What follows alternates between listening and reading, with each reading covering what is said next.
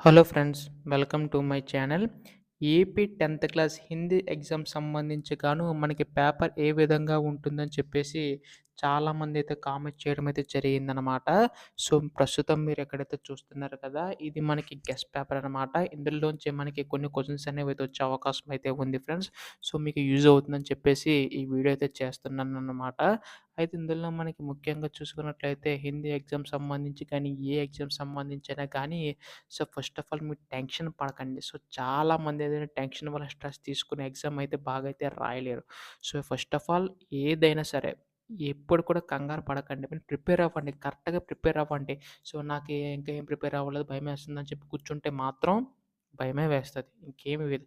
అలా కాకుండా ఓపెన్ చేసి చేస్తే మాత్రం ముందుకు వెళ్తారు. సో, ఎంతో కొంత it's better to 10% when givens 0%.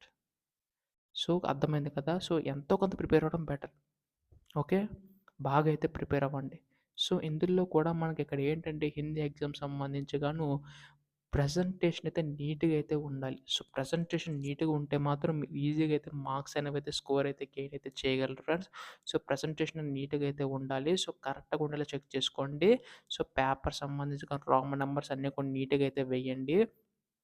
Question number సంబంధించి గానీ, సో, బాగా అయితే రాయండి ఫ్రెండ్స్. All the best.